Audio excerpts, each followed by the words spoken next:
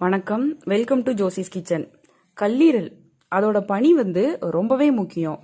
கல்லீரலோட பணிகள் என்ன அப்படின்னு சொல்லிட்டு நிறைய வீடியோக்கள்ல நான் பேசியிருக்கேன். இன்னைக்கு நம்ம ஒரு சிலதை மட்டும் நம்ம பார்க்கலாம். பித்தநீர் உருவாக்கத்திற்கு ரொம்பவே முக்கிய பங்கு வகிக்கு.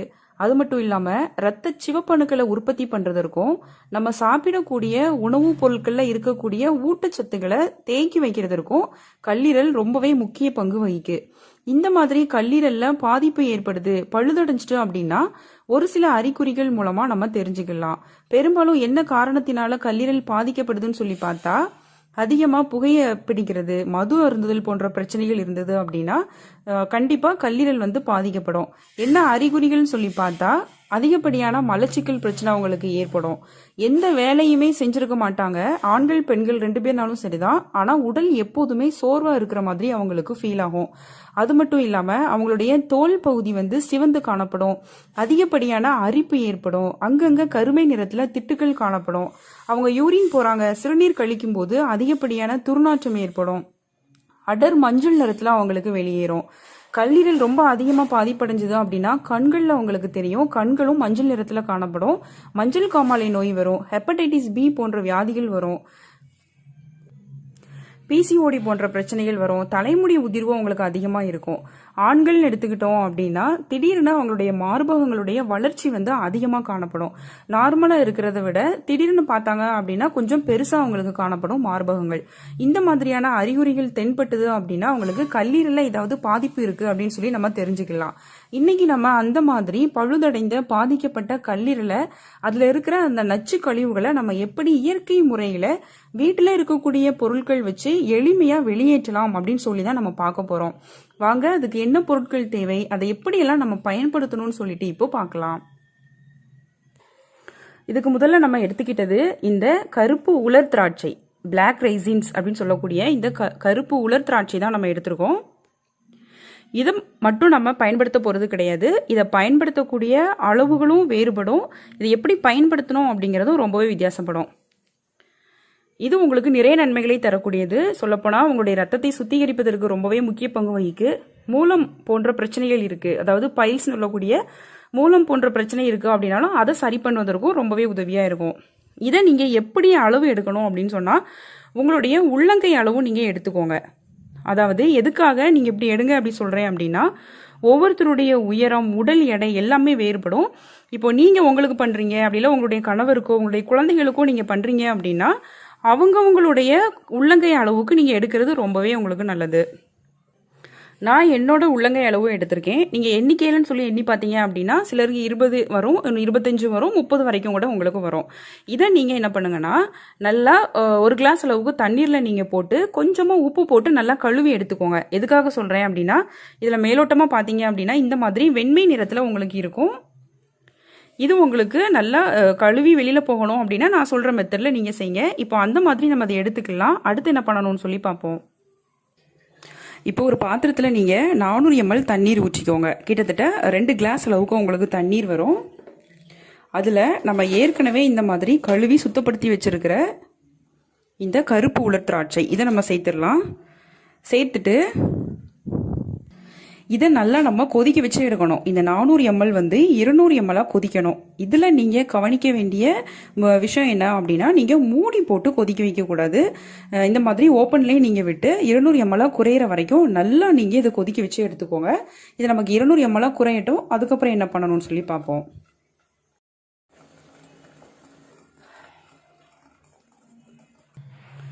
நமக்கு நல்லா 200 ml குறைஞ்சிட்டு இதை நீங்க இப்போ வடிகட்டி எடுத்துக்கோங்க.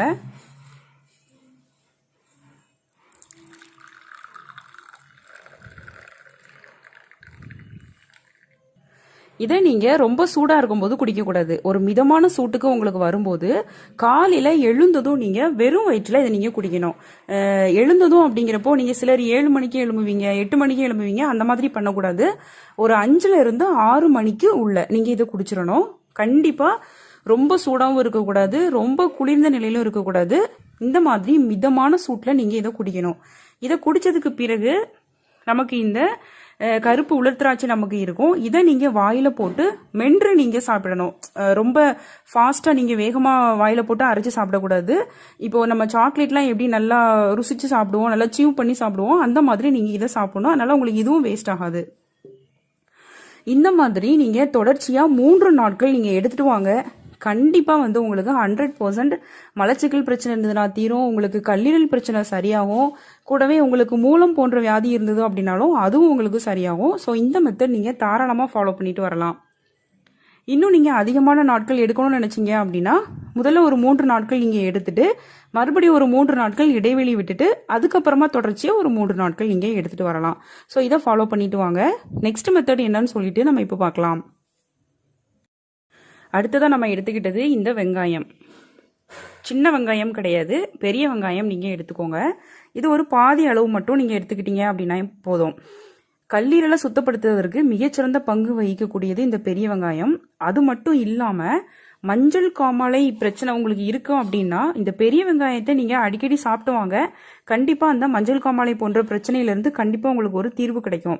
இது கூட கொஞ்சமாக மிளகு பொடி சேர்த்து கூட நீங்கள் சாப்பிட்டு வரலாம். நான் ஏற்கனவே வீடியோ போட்டிருக்கேன் மஞ்சள் காமாலை பிரச்சனையிலேருந்து எப்படி நமக்கு தீர்வு பெறலாம் அப்படின்னு சொல்லிட்டு. அதுக்கான லிங்க் வந்து நான் உங்களுக்கு கமெண்ட் செக்ஷனில் பின் பண்ணி வைக்கிறேன். நீங்கள் அதில் போய் செக் பண்ணி பார்த்துக்கோங்க.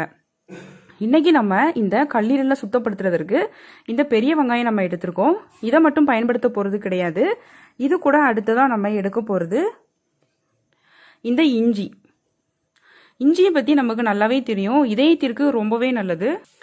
இதய தசைகளை வலுப்படுத்துவதற்கு, உடல்ல இருக்கக்கூடிய தேவையற்ற நச்சு கழிவுகளை வெளியேற்றுவதற்கு, பித்தம் போன்ற பிரச்சனை இருக்கு, தலைவலி பிரச்சனை இருக்கு, அப்படி இல்லை உங்களுக்கு தலைமுடி உதிர்வு போன்ற பிரச்சனை, வழுக்கை தலை இருக்கு, அதுக்கு எல்லாத்துக்குமே நம்ம இந்த இஞ்சியை பயன்படுத்திட்டு வரும்போது ஒரு சூப்பரான ரிசல்ட்டை நம்ம எதிர்பார்க்கலாம்.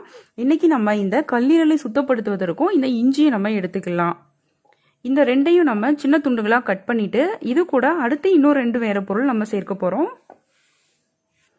உங்ககிட்ட பெரிய வெங்காயம் இல்லை அப்படின்னு சொன்னால் தவிர்க்க முடியாத காரணம் அப்படின்னா மட்டும்தான் நீங்கள் பெரிய வெங்காயத்திற்கு பதிலாக சின்ன வெங்காயத்தை நீங்கள் எடுத்துக்கலாம். ஆனால் கண்டிப்பாக நீங்கள் இந்த மாதிரி பெரிய வெங்காயம் எடுக்கிறது தான் ரொம்பவே நல்லது.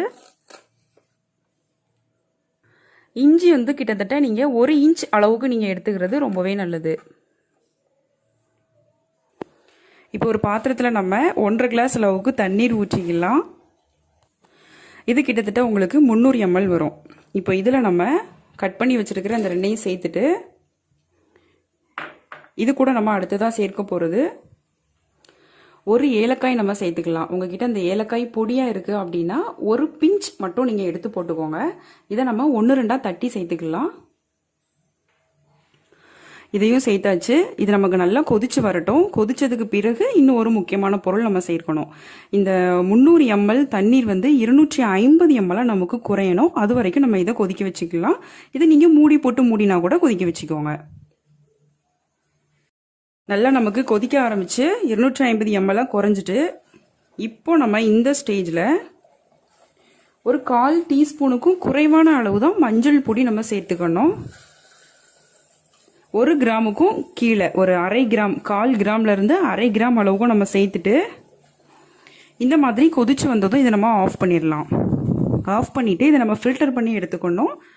இதை நம்ம எப்பெல்லாம் குடிக்கணும் அப்படின்னு சொல்லி பார்க்கலாம். இதை நீங்கள் ஒரு நாளைக்கு 2 வேளைகள் குடிக்கணும். இதுவும் நீங்கள் மிதமான சூடாக இருக்கும்போது தான் குடிக்கணும். ரொம்ப சூடாக இருக்கும்போதோ ரொம்ப ஆறுன நிலையிலோ குடிக்கக்கூடாது. இது காலையில் நீங்கள் எழுந்ததும் வெறும் வயிற்றில் குடிக்கணும் அப்படிங்கிறது இல்லை. காலை உணவு சாப்பிட்ட பிறகு ஒரு 30 நிமிடங்கள் கழித்து இதை நீங்கள் எடுத்துக்கோங்க. அதே மாதிரி இரவு நேரத்திலும் நீங்கள் சாப்பிட்டதுக்கு பிறகு 30 நிமிடங்கள் கழித்து இதை நீங்கள் எடுத்துக்கோங்க. இது தொடர்ச்சியாக ஒரு 7 நாட்கள் நீங்கள் எடுத்துக்கோங்க. அப்படி இல்லைன்னா தொடர்ச்சியாக ஒரு 3 நாட்கள் மட்டும் நீங்கள் எடுத்துக்கலாம். இந்த மாதம் நீங்கள் தொடர்ச்சியாக 7 நாட்கள் எடுத்தீங்க அப்படின்னா அதுக்கடுத்து நீங்கள் இதை எடுக்க போகிறீங்க, இதை குடிக்க போகிறீங்க அப்படின்னு சொன்னீங்கன்னா இடையில 2 மாதங்கள் நீங்கள் இடைவெளி விட்டுட்டு அதுக்கப்புறம் 3வது மாதம் தொடர்ச்சியாக 7 நாட்கள் எடுக்கலாம். அப்படி இல்லை மாதத்திற்கு ஒரு முறை நீங்கள் குடிக்கணும் அப்படின்னா கூட மாதத்திற்கு 1 நாள் காலை இரவு அந்த மாதிரி கூட நீங்கள் கொண்டு வரலாம். ஸோ இந்த மாதிரி நீங்கள் ஃபாலோ பண்ணிட்டு வந்தீங்க அப்படின்னாலும் உங்களுக்கு அந்த பழுதடைந்த கல்லீரலில் இருக்கக்கூடிய அந்த நச்சு பொருட்கள் எல்லாமே உங்களுக்கு வெளியேறிடும்.